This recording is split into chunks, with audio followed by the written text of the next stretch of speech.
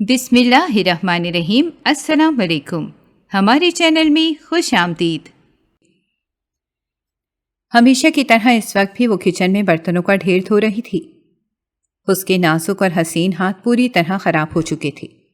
برتنوں کو دھونے کے ساتھ ساتھ بار بار اس کی آنکھوں میں پانی جمع ہو جاتا تھا، جسے وہ کبھی کلائی اور کبھی بائیں ہاتھ سے صاف کر دیتی اور پھر دوبارہ اپنے کام میں مشغول ہو جاتی۔ حالانکہ یہ پہلی مرتبہ نہیں ہوا تھا، بلکہ پچھلے 2 سال سے اس کی زندگی اسی طرح دن رات کام اور صرف کام کرنے میں بسر ہو رہی تھی۔ اس نے تو سوچا تھا کہ وہ حالات کے ساتھ سمجھوتا کر لے گی اور کسی بھی طرح زندگی کی گاڑی کو چلانے میں کامیاب ہو جائے گی، مگر یہ تو اس کے خواب و خیال میں نہیں تھا کہ اسے اپنی ہی سگی تایا کے گھر میں ایک نوکرانی بن کر رہنا پڑے گا۔ حالانکہ یہ وہی تایا تھے جو ہادیہ کے ماں باپ کی زندگی میں اس پر اپنی جان نچھاور کرتے تھے، مگر یہ تو کوئی نہیں جانتا تھا کہ وقت کے ساتھ رشتے بھی کس قدر بدل سکتے ہیں۔ اس کا اندازہ ہادیہ کو بخوبی ہو رہا تھا۔ ہادیہ اپنے والدین کی اکلوتی اور بہت لاڈلی بیٹی تھی۔ اس نے جس گھر میں آنکھ کھولی تھی وہاں پر کبھی کسی چیز کی کمی نہیں پائی۔ ماں باپ کے بے انتہا پیار کے ساتھ ساتھ اسے بے شمار آسائشیں بھی ملی تھیں۔ بچپن سے ہر خواہش اس کے کہنے سے پہلے ہی پوری ہو جاتی تھی۔ ماں باپ نے اسے ہتھیلی کا چھالا بنا کر جو پالا تھا، بچپن سے ہی اس نے بہت ہی خوبصورت زندگی گزاری۔ اچھے سے اچھے اسکول میں تعلیم حاصل کی، بہترین پہنا اور شاندار کھایا تھا۔ ایسے ہی اسکول پورا ہوا اور اس کے بعد شہر کے مہنگے اور بڑے کالج میں داخلہ لے لیا۔ ہادیہ کے پاپا جدی پشتی رئیس تھے۔ گاؤں میں ان کی زمین جائیداد بھی تھی، لیکن وہ شادی کے بعد اپنی بیوی کو لے کر شہر میں شفٹ ہو گئے تھے اور اپنی پڑھائی کے زور پر بزنس کا ارادہ کیا۔ انہوں نے اپنے باپ سے اپنے حصے کا مطالبہ کیا اور اسی کے ذریعے شہر میں اپنا بزنس شروع کیا، جبکہ ان کے بڑے بھائی اپنے بیوی بچوں کے ساتھ اب تک گاؤں میں ہی مقیم تھے۔ ہادیہ کی دادا کے گزر جانے کے بعد گاؤں کی تمام زمین جائیداد کی دیکھ ریکھ اس کے تایا کیا کرتے تھے۔ وہ ہر 5-6 مہینے بعد اپنے بیوی بچوں کے ساتھ شہر آتے اور ہادیہ کے گھر میں رہ کر شہر سے خریداری یا گھومنے پھرنے کا پروگرام بناتے تھے۔ دونوں بھائیوں کی فیملیوں میں بہت اپنائیت تھی۔ تایا اور تائی ہادیہ کو بالکل اپنے بچوں کی طرح بہت زیادہ پیار کرتے تھے اور اس کے ناز نخرے بھی اٹھاتے تھے۔ جب بھی گاؤں سے آتے تو تائی ہمیشہ ہادیہ کے لیے کچھ نہ کچھ ایسا بنا کر لاتی تھی جو ہادیہ بڑے شوق سے کھایا کرتی، اور جتنے دن بھی وہ لوگ ہادیہ کے گھر میں رہتے تب بھی تایا اور تائی ہادیہ کو زیادہ سے زیادہ اپنے پاس رکھنے کی کوشش کرتے تھے۔ ہادیہ انہیں اپنے بڑے ماما پاپا کی طرح سمجھتی تھی۔ تایا اور تائی کے 3 بچے تھے اور تینوں ہی ہادیہ سے عمروں میں بڑے تھے۔ سب سے بڑی ایک بیٹی اور اس کے بعد 2 بیٹے تھے۔ ہادیہ اور تایا کی بیٹی میں عمر کا فرق تقریباً 10 سال تھا۔ تایا کی بیٹی سے چھوٹا جہانگیر جو ہادیہ سے 7 سال بڑا تھا، اور اس کے بعد عالمگیر بھی ہادیہ سے 3 سال بڑا تھا۔ اس کے باوجود عالمگیر کے ساتھ ہادیہ کی بہت بنتی تھی۔ بچپن سے ہی وہ دونوں ایک ساتھ کھیلا کرتے تھے، مگر نہ جانے اس کا یہ کزن جس کا نام جہانگیر تھا، وہ غصے کا اتنا زیادہ تیز کیوں تھا۔ وہ کبھی بھی ہادیہ کو سکون سے عالمگیر کے ساتھ کھیلنے نہیں دیتا تھا، بلکہ ان دونوں کو کھیلتے ہوئے برداشت ہی نہیں کرتا تھا۔ وہ چاہتا تھا کہ ہادیہ صرف اور صرف اس کے ساتھ کھیلے، جبکہ ہادیہ اس کے غصے کی وجہ سے ڈرتی تھی۔ جب بھی جہانگیر ہادیہ کو اپنے غصے سے ڈراتا تو وہ بھاگتی ہوئی تایا کے پاس جاتی اور جہانگیر کی شکایت کرتی۔ تب تایا اور تائی دونوں اپنے بیٹے کو بری طرح سے ڈانٹ دیتے تھے، جس کی وجہ سے وہ اور زیادہ خفا ہو جاتا تھا۔ سارا بچپن اسی طرح گزرا تھا اور وقت کو ایسے پڑ لگے کہ ہادیہ اسکول پورا کر کے کالج تک پہنچ گئی۔ تایا کی بیٹی نے 8ویں جماعت پاس کرنے کے بعد اپنی تعلیم کو خیر بات کہہ دیا تھا۔ اس کا مزاج کچھ اور طرح کا تھا۔ وہ پڑھنے لکھنے سے زیادہ عجیب قسم کے فیشن اور گھریلو سیاستوں میں دلچسپی رکھتی تھی۔ اس وقت ہادیہ کو اندازہ نہیں تھا کہ اس کی تائی بھی کچھ اسی مزاج کی خاتون تھیں۔ انہوں نے بھی اپنی بیٹی کو گھر بٹھا کر اس کے فیشن پورے کرنے میں مدد کی۔ جبکہ جہانگیر میٹرک پاس کرنے کے بعد آگے کی تعلیم کے لیے بیرون ملک جا چکا تھا۔ جہانگیر سے چھوٹا عالمگیر بھی پڑھائی کے سلسلے میں شہر کے ایک ہاسٹل میں رہتا تھا، مگر تایا اور تائی اپنی اکلوتی بیٹی کے ساتھ گاؤں میں ہی رہتے تھے۔ ہادیہ کے والدین پڑھے لکھے ہونے کی وجہ سے سلجھے ہوئے مزاج کے تھے اور وہ ہادیہ کو اعلیٰ تعلیم یافتہ بنا کر اپنے پیروں پر کھڑے ہوتے ہوئے دیکھنا چاہتے تھے، کیونکہ وہ جانتے تھے کہ وقت کبھی بھی ایک سا نہیں رہتا اور زمانے کی اونچ نیچ سے ان کی بیٹی کبھی گھبرا نہ جائے۔ اس لیے انہوں نے ہمیشہ ہادیہ کی تعلیم پر خصوصی توجہ دی۔ یہی وجہ تھی کہ ہادیہ نے میٹرک میں پورے اسکول میں ٹاپ کیا تھا اور اسی بنا پر اسے شہر کے مہنگے ترین اور سب سے بڑے کالج میں داخلہ مل گیا۔ ہادیہ کے پاپا کا کاروبار بھی بہت اچھا جا رہا تھا، مگر قسمت کو کچھ اور ہی منظور تھا۔ ان دنوں کی بات ہے جب ہادیہ فرسٹ ایئر میں تھی۔ اس وقت تایا اور تائی نے اپنی اکلوتی بیٹی کا رشتہ طے کر دیا اور اس کی شادی کی تاریخ رکھ دی تھی۔ تایا کی بیٹی کی شادی دوسرے گاؤں کے زمیندار کے بیٹے کے ساتھ ہو رہی تھی، جس پر اسے بڑا غرور تھا کہ میں بیاہ کر اتنے اونچے گھرانے کی بہو بن رہی ہوں۔ تایا تائی نے بھی خوب دھوم دھام سے اپنی بیٹی کو رخصت کیا اور جہیز میں بہت کچھ دیا تھا۔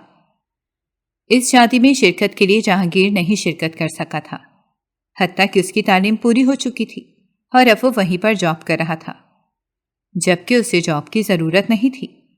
اس کے باپ کی زمین جائیداد کافی تھی، مگر وہ واپس وطن آ کر اپنا کاروبار شروع کرنا چاہتا تھا۔ جہانگیر جب سے گیا تھا تب سے اب تک وہ واپس نہیں لوٹا، نہ ہادیہ سے کبھی اس کی بات ہوئی۔ وہ تو اب بھی جہانگیر کے نام سے ہی ڈر جاتی اور دل ہی دل میں اس سے نفرت کرتی تھی۔ شادی میں اس کے نہ آنے پر وہ بہت خوش تھی۔ اس نے ساری شادی کو خوب انجوائے کیا اور پھر واپسی کا وقت آ گیا۔ ہادیہ نے اپنے ماں باپ کے ساتھ تایا کی بیٹی زویا کی شادی اٹینڈ کی اور گاؤں سے شہر واپس آتے ہوئے ان کی گاڑی کا بہت خطرناک ایکسیڈنٹ ہو گیا، جس میں بدقسمتی سے ہادیہ کے پاپا کا فوری طور پر انتقال ہو گیا، جبکہ ہادیہ اور اس کی امی کو کافی چوٹیں آئی تھیں۔ وہ دونوں کئی دن تک ہسپتال میں داخل رہیں۔ ہادیہ کو تو بالکل ہوش ہی نہیں آ رہا تھا، جبکہ ڈاکٹروں کا کہنا تھا کہ اسے چوٹوں سے زیادہ ذہنی صدمہ لگا ہے، جبکہ اس کی امی کی کنڈیشن کافی سیریس تھی۔ دونوں ماں بیٹی ہسپتال میں تھیں اور تایا نے ہی ہادیہ کے بابا کی تدفین کے انتظامات کیے۔ ہادیہ اور اس کی ماں کی شرکت کے بغیر ہی انہیں دفنا دیا گیا۔ یہ مجبوری تھی، کیونکہ دونوں کی ہی حالت ایسی نہیں تھی کہ انہیں ہسپتال سے نکال کر جنازے میں شریک کیا جا سکے۔ تدفین کے ایک ہفتے بعد جب ہادیہ کو ہوش آیا تو وہ بے خبر تھی کہ اس کی پوری دنیا ہی اندھیر ہو چکی تھی۔ وہ اتنا تو جانتی تھی کہ کار کے حادثے میں باپ کا شفیق سایہ اس کے سر سے ہمیشہ کے لیے اٹھ چکا ہے، مگر وہ اس بات سے بے خبر تھی کہ اس کی 7 دن کی بے ہوشی نے چپکے سے اس کی ماں کو بھی اس سے ہمیشہ کے لیے جدا کر دیا تھا۔ ڈاکٹر کے کہنے پر تایا اور تائی نے یہ بات ہادیہ سے چھپا کے رکھی اور کہا کہ اس کی ماں کو بہترین علاج کے لیے دوسرے ہسپتال میں شفٹ کر دیا گیا ہے۔ جب ہادیہ ہاسپٹل سے ڈسچارج ہوئی تو تایا اور تائی سے لے کر گھر چلے گئے۔ وہ اپنے گھر میں بالکل اداس رہتی اور اپنی ماں کو بہت یاد کرتی تھی۔ اس نے کئی مرتبہ تایا سے ضد کی کہ وہ اپنی ماں کے پاس جانا چاہتی ہے، مگر تایا کچھ نہ کچھ کہہ کر اسے ٹال دیتے تھے۔ آخر کار مزید 1 ہفتہ گزر گیا اور وہ وقت آ گیا جب اس سے معلوم ہوا کہ اس کی ماں بھی ہمیشہ کے لیے اس سے دنیا میں اکیلا چھوڑ کر جا چکی ہے۔ یہ صدمہ بھی بہت بڑا تھا، لیکن شاید قدرت نے اسے اتنی ہی ہمت دی تھی کہ وہ اس صدمے کو سہ سکے، لیکن وہ پوری طرح ٹوٹ چکی تھی۔ اسے اپنا آپ بالکل اکیلا اور تنہا لگ رہا تھا، حالانکہ اس سارے عرصے کے دوران اس کے تایا تائی اور عالمگیر بھی اسی کے گھر میں اس کے ساتھ رہتے تھے، اس کا بہت خیال رکھتے تھے، مگر اس کے باوجود ہادیہ کو ایک پل بھی چین نہیں آتا تھا۔ اس نے تو کبھی سوچا ہی نہیں تھا کہ اس کے پیارے ماں باپ اسے اس طرح بھری دنیا میں اکیلا چھوڑ کر چلے جائیں گے، لیکن ہونے کو کون ٹال سکتا ہے؟ اور نصیب کے آگے کس کی چلی ہے؟ ہادیہ نے بھی قدرت کا فیصلہ سمجھ کر اتنی بڑی تلخ حقیقت کو قبول کر لیا اور تایا تائی کو ہی اپنا وارث مان لیا تھا۔ ہادیہ کی ماں کے 40ویں تک تائی وہیں پر ہادیہ کے گھر میں اس کے پاس رہیں، جبکہ تایا گاؤں میں زمینوں کے معاملات دیکھنے کے لیے آتے جاتے رہتے تھے۔ عالمگیر بھی اپنے ہاسٹل سے چکر لگا لیا کرتا تھا۔ وہ جب بھی ہادیہ کے گھر آتا تو اس سے باتیں کرتا اور اس کا دل بہلانے کی کوشش کرتا تھا، لیکن اس دوران ہادیہ کے تایا کی بیٹی ایک مرتبہ بھی اس سے ملنے شہر نہیں آئی۔ تائی بتاتی تھی کہ زویا وہ اپنے سسرال میں فرصت ہی نہیں ملتی اور نہ اس کا شوہر اسے کہیں آنے جانے کی اجازت دیتا ہے، اسی لیے وہ مجبور ہے، ورنہ وہ تو کب سے یہاں آنے اور تم سے ملنے کو تڑپ رہی ہے۔ یہ سن کر ہادیہ خاموش ہو گئی۔ آخر وہ کہہ بھی کیا سکتی تھی؟ کسی پر اس کا کوئی زور تو نہیں تھا۔ یہ تو ان سب کی مہربانی تھی کہ وہ اس کا اتنا خیال رکھ رہے تھے۔ ہادیہ کی ماں کی 40ویں کے بعد تائی نے فیصلہ کیا کہ وہ ہادیہ کو اپنے ساتھ گاؤں میں ہی لے جائیں گی اور ہادیہ ان کے ساتھ ہی رہے گی، جبکہ ہادیہ اس بات پر دل سے راضی نہیں تھی، مگر تایا کے کہنے پر خاموش ہو گئی۔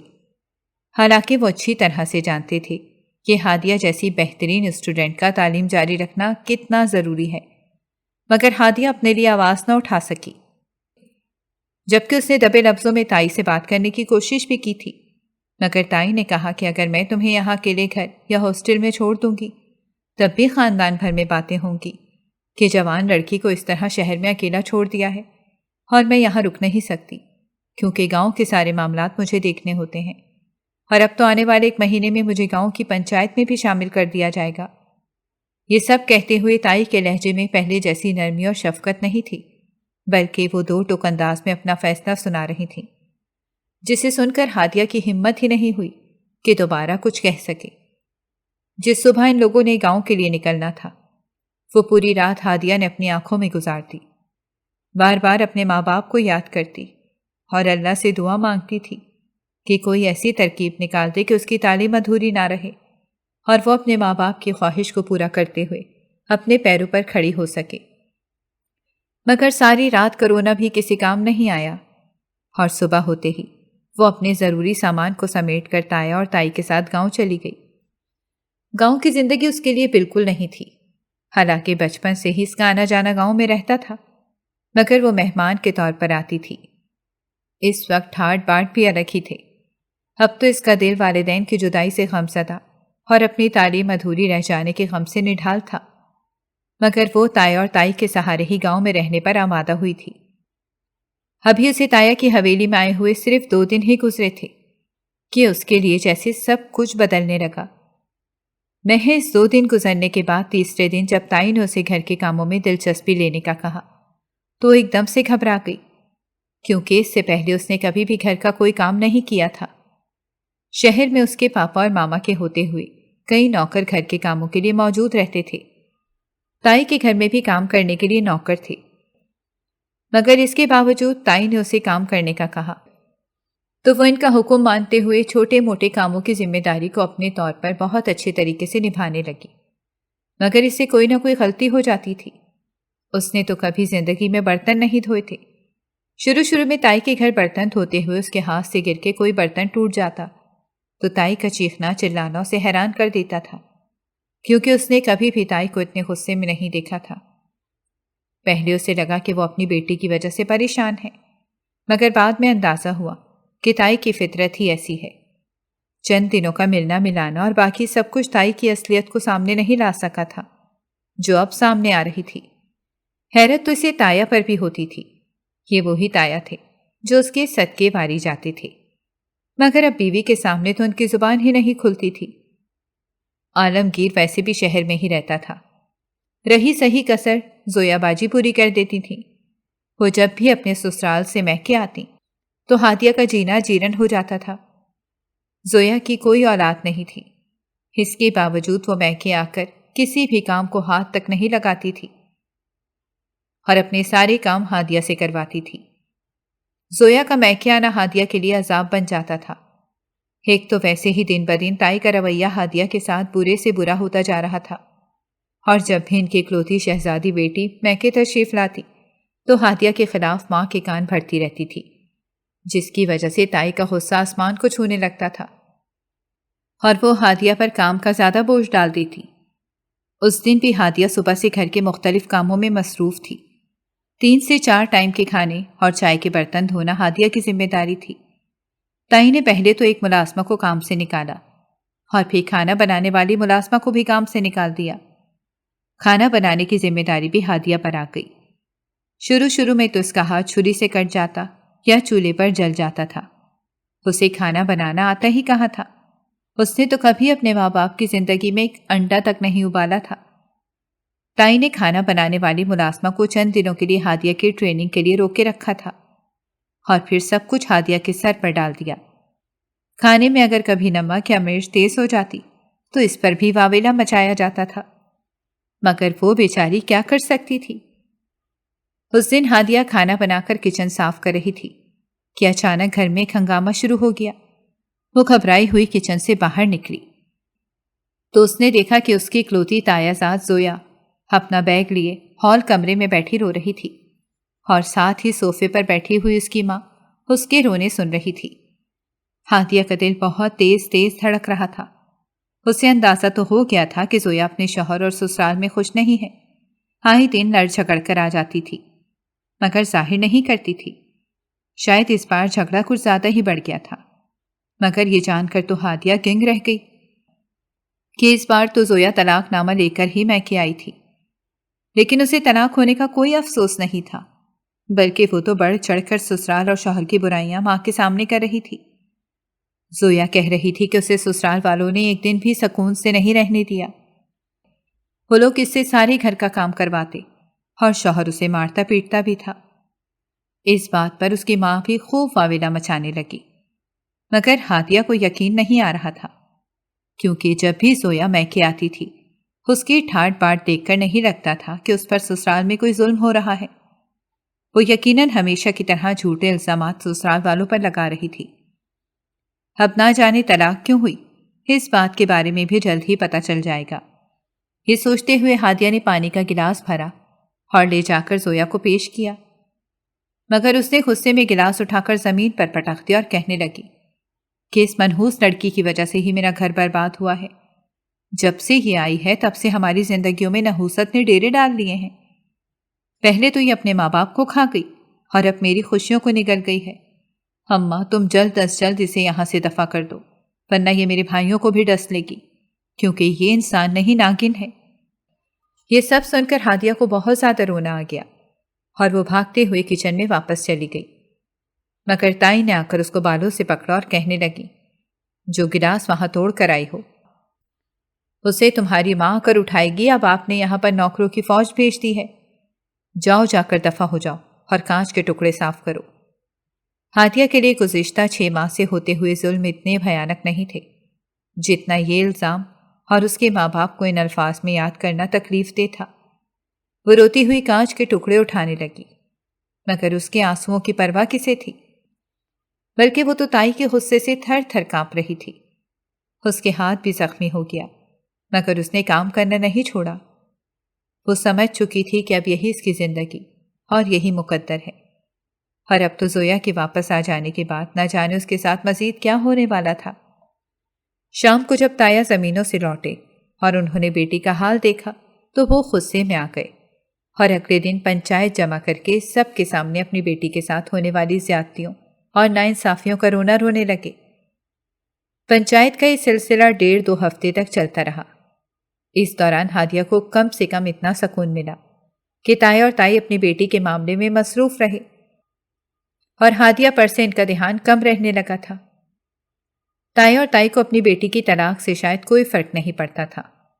وہ تو پنچایت کے چکر اس جہیز اور زمین کی واپسی کے سلسلے میں لگا رہے تھے جو انہوں نے اپنی بیٹی کو دیا تھا، اور آخرکار وہ اسے واپس لینے میں کامیاب بھی ہوئے، بلکہ حق مہر کے نام پر ایک موٹی رقم اور زمین کا ٹکڑا بھی انہیں مل گیا تھا۔ ہادیہ کو بڑی حیرانی ہوئی کہ تائی اپنی بیٹی کی زندگی برباد ہونے کے باوجود زمین اور پیسہ ملنے پر بہت خوش تھیں۔ آخرکار زندگی معمول پر آنے لگی اور ہادیہ اپنے کاموں میں مشغول رہی۔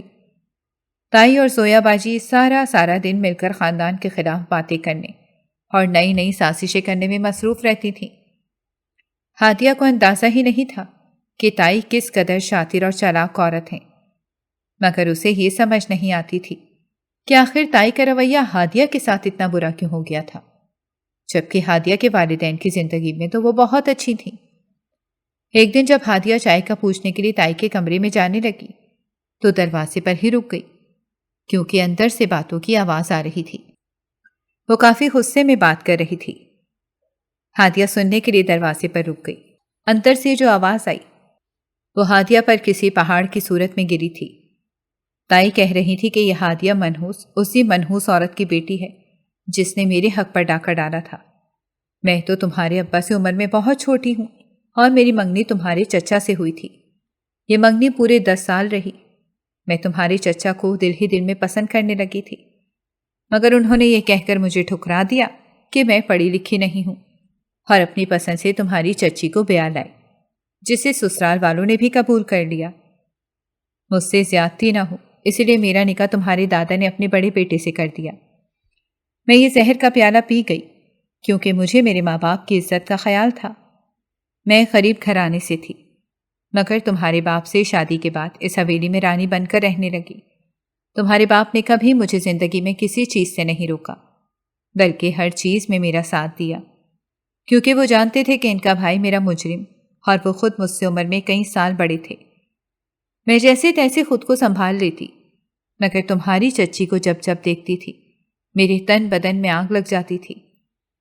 میں نے سالوں دکھاوے کا پتھر اپنے دل پہ رکھا اور تمہاری چچا چچی کے سامنے ہنستی مسکراتی رہی، مگر وقت کے ساتھ ساتھ میرا زخم ناسور بنتا گیا، اور جب وہ دونوں ایکسیڈنٹ میں مرے اور اس کی بیٹی میرے رحم و کرم پر آ گئی تو میرے دل کو ٹھنڈک پہنچی، مگر ابھی بھی مجھے پوری طرح سکون نہیں۔ میں تمہاری چچی سے بدلہ لینا چاہتی ہوں۔ ہادیہ سے یہ سب کچھ سنا نہیں جا رہا تھا، مگر وہ زخمی دل سے وہاں پر خاموشی سے کھڑی یہ سب کچھ سنتی رہی، کیونکہ وہ جاننا چاہتی تھی کہ آخر چچی کے دل میں جو نفرت ہے وہ اب ہادیہ سے کس قسم کا بدلہ لینا چاہتی ہیں۔ ہادیہ یہ سب کچھ سوچ رہی تھی کہ اچانک اندر سے دوبارہ تائی کی آواز سنائی دی۔ وہ اپنی بیٹی زویا سے مخاطب تھیں۔ تائی کہنے لگی کہ تمہارے چچا اور چچی کی خواہش تھی کہ ہادیہ کا رشتہ عالمگیر سے طے ہو جائے، کیونکہ عالمگیر میرا بڑا لائق فائق اور فرما بردار بیٹا ہے اور اس کا مستقبل بھی روشن ہے۔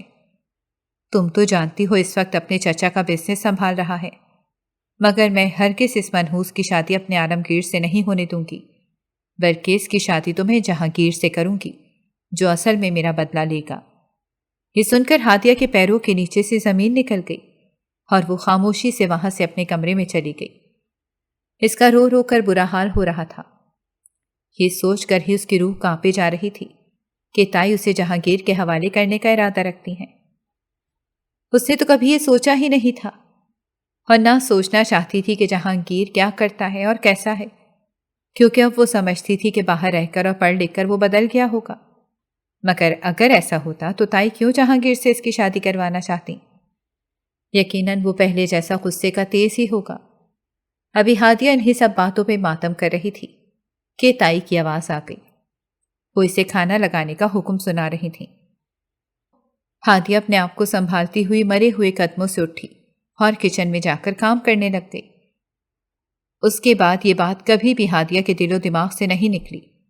وہ ہر وقت ڈری سہمی رہتی، پوری طرح تائی اور زویا کی خدمتیں کرتی، انہیں خوش کرنے کی کوششیں کرتی تھی، مگر وہ جانتی تھی کہ اس کی دال نہیں گلنے والی۔ اصل میں وہ چاہتی تھی کہ کسی بھی طرح جہانگیر سے اس کی شادی نہ ہو۔ وہ دعا کرتی تھی کہ وہ کبھی بھی لوٹ کر نہ آئے۔ اسی طرح وقت گزرتا گیا اور دیکھتے ہی دیکھتے 1 سال بھی پورا ہو گیا۔ اسے تائی اور تائی کے رحم و کرم پر اس حویلی میں رہتے ہوئے پورے 2 سال ہو چکے تھے۔ زویا کو بھی طلاق ہوئے 1 سال بیت گیا تھا۔ تائی اس کی دوبارہ شادی کرنے کے لیے رشتے دیکھ رہی تھی۔ حیرت کی بات تھی کہ رشتے آتے بھی تھے، کیونکہ تائی نے سب کو یہی کہہ رکھا تھا کہ وہ اپنی بیٹی کو زیادہ زمین اور جائیداد دے کر رخصت کریں گی، اور آخرکار ان کی کوششوں سے زویا کا ایک رشتہ طے ہو گیا۔ انہیں زویا کے طلاق یافتہ ہونے پر بھی کوئی اعتراض نہیں تھا۔ آخرکار دولت میں اتنی طاقت تو ہوتی ہے، کاش ہادیہ کی قسمت بھی اسی طرح اسے جہانگیر سے بچا لے۔ یہی سب سوچتے اور دعائیں کرتے ہادیہ کے دن گزر رہے تھے کہ زویا کی دوسری شادی کی تیاریاں شروع ہو گئیں، اور اس بار تو تائی پہلے سے بھی زیادہ تیاریاں کر رہی تھیں۔ ہادیہ تو ویسے بھی حویلی میں کسی نوکرانی کی طرح زندگی گزار رہی تھی۔ اسے فرق نہیں پڑتا تھا کہ گھر میں کیا چل رہا ہے۔ وہ تو بس اپنے کاموں سے کام رکھتی اور جیسے تائی کہتی ویسے کام کر دیتی تھی۔ شادی کے دن سر پر تھے اور کام بہت زیادہ بڑھ چکے تھے۔ ہادیہ صبح سے اٹھتی اور رات دیر تک بھاگ بھاگ کر کام کرتی رہتی تھی۔ اس شام بھی وہ تھکی ہاری کچن کو سمیٹ رہی تھی جب اچانک پیچھے سے آ کر اس کے کندھے پر کسی نے ہاتھ رکھا اور اسے ڈرایا۔ وہ چیخ مار کے سائڈ پر ہوئی اور پلٹ کر دیکھا تو اس کے قدموں کے نیچے سے زمین نکل گئی، کیونکہ سامنے جہانگیر کھڑا مسکرا رہا تھا۔ وہ اتنے سالوں بعد اسے دیکھ رہی تھی، مگر اس کے آنے پر بالکل بھی خوش نہیں ہوئی تھی۔ بلکہ اس کا دل بری طرح کانپنے لگا۔ جہانگیر کے چہرے پر یہ عجیب خباثت والی مسکراہٹ تھی۔ وہ آج بھی اسے ڈرا کر اتنا ہی خوش تھا جیسے بچپن میں ہوتا تھا۔ وہ اپنے آپ کو سنبھالتی ہوئی کچن سے باہر نکلنے لگی تو جہانگیر نے اس کا راستہ روک لیا اور کہنے لگا کہ تمہیں تو اماں نے بتا دیا ہوگا کہ تم میری ہونے والی بیوی ہو، اسی لیے مجھ سے بھاگ کر جانے کی کوشش کیوں کر رہی ہو؟ میں اتنے سالوں بعد آج لوٹ کر آیا ہوں، تمہیں تو مجھ سے مل کر خوش ہونا چاہیے۔ ہادیہ کا ڈر کے مارے سانس خشک ہوئے جا رہا تھا۔ وہ کسی بھی طرح کچن سے جانا چاہتی تھی، مگر جہانگیر اس کا راستہ نہیں چھوڑ رہا تھا، بلکہ زبردستی اسے پکڑنے کی کوشش کرنے لگا تو ہادیہ نے بے اختیار ایک زوردار تھپڑ اس کے منہ پر مار دیا اور اسے دھکا دیتی ہوئی کچن سے بھاگ کر اپنے کمرے میں چلی گئی۔ وہ جانتی تھی کہ جو کچھ کر کے آئی ہے اس کا انجام بہت برا ہوگا، مگر وہ اتنی بھی گئی گزری نہیں تھی کہ اپنی عزت اور وقار کی حفاظت نہ کر سکے۔ کمرے میں آنے کے آدھے گھنٹے بعد تک وہ بستر پر پڑی روتی رہی اور پھر آخر کمرے پر دستک ہوئی۔ زویا اس کے کمرے کا دروازہ پیٹ رہی تھی۔ جیسے ہی ہادیہ نے دروازہ کھولا تو زویا اسے باتیں سنانے لگی کہ گھر میں اتنے کام پڑے اور مہارانی کو آرام سے فرصت نہیں ہے، چلو چل کر سب کے لیے کھانا لگاؤ۔ ہادیہ نہ چاہتے ہوئے بھی کچن کی طرف بڑھ گئی۔ آج کھانے کی میز پر تایا تائی زویا اور جہانگیر کے علاوہ عالمگیر بھی تھا۔ وہ کب گھر آیا تھا اس بات کا بھی ہادیہ کو کوئی علم نہیں تھا۔ ویسے بھی اب وہ عالمگیر سے بات چیت بالکل بھی نہیں کرتی تھی، کیونکہ تائی کا حکم تھا کہ وہ عالمگیر سے بالکل دور رہے۔ حالانکہ وہ ہادیہ سے بات کرنے کی کوشش کرتا تھا، مگر ہادیہ جانتی تھی کہ اس بات پر تائی اس کا کیا حال کریں گی۔ کھانے کی میز پر سب بڑے خوشگوار انداز میں گفتگو کر رہے تھے اور بڑے خوش نظر آ رہے تھے۔ خاص طور پر تائی تو بہت زیادہ خوش ہو رہی تھی کہ آج ان کے دونوں بیٹے ان کی آنکھوں کے سامنے تھے، اور حیرت تو اس بات پہ تھی کہ جہانگیر کا موڈ بالکل نارمل تھا اور وہ سب سے مسکرا کے باتیں کر رہا تھا۔ شاید اس نے کسی کو بتایا تک نہیں تھا کہ ہادیہ نے اس کے چہرے پر تھپڑ مارا تھا، مگر ہادیہ دل ہی دل میں بہت زیادہ ڈری ہوئی تھی۔ وہ جانتی تھی کہ جہانگیر بدلہ لیے بغیر خاموش نہیں بیٹھے گا۔ اگلا دن بھی سکون سے گزر گیا۔ جہانگیر نے دوبارہ سے بات کرنے کی کوشش نہیں کی اور نہ ہی اس کے راستے میں آیا۔ ٹھیک 2 دن بعد زویا کی بارات آنی تھی۔ سب شادی کی تیاریوں اور کاموں میں مصروف تھے۔ زویا کا رشتہ جہاں ہوا تھا وہ لوگ اچھے خاصے امیر تھے، اور دلہا شادی کے 1 ہفتے بعد ہی دلہن کو لے کر بیرون ملک جانے والا تھا۔ ہادیہ اس بات پر دل ہی دل میں خوش تھی کہ کم سے کم زویا سے تو جان چھوٹے گی۔ وہ یہ سوچتی تھی کہ کسی طرح جہانگیر کو اس ساری حقیقت کے بارے میں بتا کر کسی طرح حویلی سے جان چھڑانے کی کوشش کرے، کیونکہ وہ یہ نہیں چاہتی تھی کہ اس کی شادی جہانگیر سے ہو اور وہ ساری زندگی ایک عذاب میں گزار دے۔ ایسے ہی شادی کا دن آیا اور زویا ایک مرتبہ پھر رخصت ہو کر اپنے باپ کے گھر سے چلی گئی۔ اس دن ہادیہ بہت زیادہ تھک گئی تھی۔ جب سے شادی کے ہنگامے شروع ہوئے تھے اس کا تو آرام اور سکون ہی برباد ہو گیا تھا۔ اگلے دن جب وہ ناشتے کی میز پر ناشتہ لگا رہی تھی تو جہانگیر نے پھر اس سے بات کرنے کی کوشش کی اور کہنے لگا کہ جو سلوک تم نے میرے ساتھ کیا ہے وہ میں کبھی بھولوں گا نہیں۔ یاد رکھنا، اس کا بدلہ میں پہلے بھی لوں گا اور شادی کے بعد بھی۔ یہ کہہ کر جہانگیر تو وہاں سے چلا گیا، مگر ہادیہ کا دل زور زور سے دھڑکنے لگا۔ وہ موقع دیکھ رہی تھی کہ عالمگیر سے بات کرے، مگر شام ہوتے ہی وہ شہر کے لیے نکل گیا، اور ہادیہ کی اتنی ہمت نہیں تھی کہ وہ اس سے فون پر رابطہ کر سکے۔ اب وہ حویلی میں ہر وقت ڈری سہمی رہتی، کمرے کا دروازہ لاک کر کے سوتی اور کام کرنے کے دوران بھی ارد گرد خیال رکھتی کہ اچانک سے جہانگیر آ کر اسے تنگ نہ کرے، مگر وہ بھی کہاں باز آتا تھا۔ کبھی بیہودہ گانے گاتا اور کبھی عجیب و غریب فکرے کستا، اور جب بھی موقع ملتا اسے ڈرانے کی کوشش کرتا تھا۔ تائی تو اپنے بیٹے کے اس طرح صدقے والی جاتی تھی جیسے وہ بڑا افسر بن کر آیا ہے، جبکہ اسے آئے ہوئے 2 ہفتے سے زیادہ کا وقت گزر گیا تھا۔ اب تو اس کی ساری پول بھی کھل چکی تھی کہ بیرون ملک میں پڑھائی کے دوران وہ فیل ہوتا رہا، یہاں سے جانے والے باپ کے پیسے پر عیش کرتا رہا، اور وہاں پر اس نے نہ کوئی جاب کی اور نہ ہی اچھی سنگت میں رہا، بلکہ وہ پہلے سے بھی زیادہ بگڑ گیا تھا، اور اب وہاں کی پولیس نے ہی اسے ملک سے نکال دیا تھا۔ اسی لیے اسے واپس آنا پڑا۔ واپس حویلی آ کر بھی اس نے نہ تو کسی کام میں دلچسپی دکھائی اور نہ ہی کسی ذمہ داری کو اٹھانے کے لیے تیار تھا۔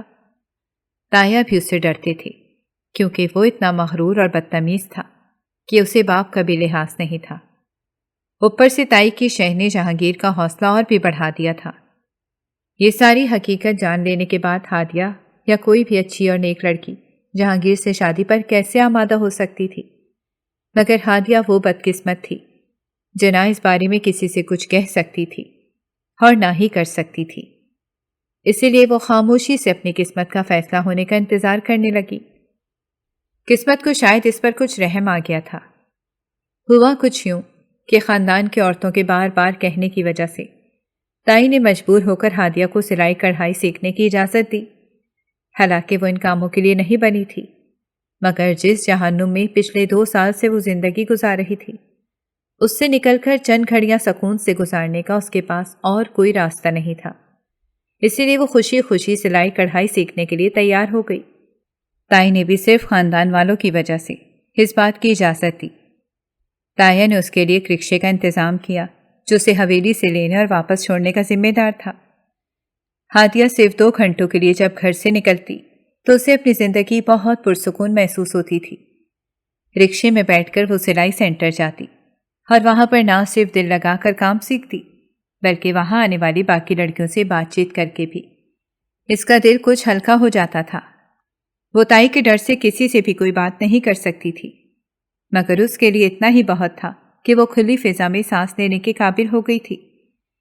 سلائی کا یہ کورس صرف 3 مہینے کا تھا، لیکن ہادیہ نے ارادہ کر لیا تھا کہ وہ ان 3 مہینوں کے اندر ہی یا تو یہاں سے بھاگ جائے گی یا پھر کسی طرح عالمگیر سے رابطہ کر کے اس سے مدد مانگے گی۔ بھاگنا تو اسے ممکن ہی نہیں لگ رہا تھا کیونکہ جس رکشے میں وہ آتی تھی وہ بھی جہانگیر کا خاص بندہ تھا۔ یقیناً وہ آنے جانے کی ساری رپورٹ جہانگیر کو دیتا ہوگا۔ اسے سلائی سینٹر جاتے ہوئے 2 مہینے ہو گئے تھے۔ اس کے ساتھ ساتھ وہ گھر کا سارا کام بھی کرتی، تائی سے ذلیل بھی ہوتی اور جہانگیر کی نظروں اور فکروں سے الگ تنگ تھی۔ اب بھی وہ کئی بار اس کا راستہ روک لیتا اور اس کے ساتھ زبردستی کرنے کی کوشش کرتا، مگر یہ سب کچھ وہ اسے ڈرانے اور چڑھانے کے لیے کرتا تھا۔ ہادیہ رو دھو کے خاموشی سے وقت گزار رہی تھی۔ اسے یقین تھا کہ ایک نہ ایک دن اس کی قسمت ضرور بدلے گی۔ اس نے کسی طرح عالمگیر کا نمبر بھی لے لیا تھا۔ اب موقع ملنے کا انتظار تھا۔ اس نے سوچا تھا کہ وہ سلائی سینٹر میں کسی بااعتماد لڑکی سے فون لے کر عالمگیر کو ساری حقیقت بتا دے اور اس سے مدد مانگے۔ ایک دن ہادیہ کو موقع ملا اور اس نے ایسا ہی کیا۔ عالمگیر سے اس کی بہت زیادہ دیر بات تو نہیں ہوئی، مگر اس سے بات کرنے کے بعد ہادیہ کو کچھ سکون ضرور ملا تھا، کیونکہ عالمگیر نے اسے کہا کہ وہ بہت ساری باتوں سے واقف ہے اور جلد ہی اس کے لیے کچھ نہ کچھ ضرور کرے گا۔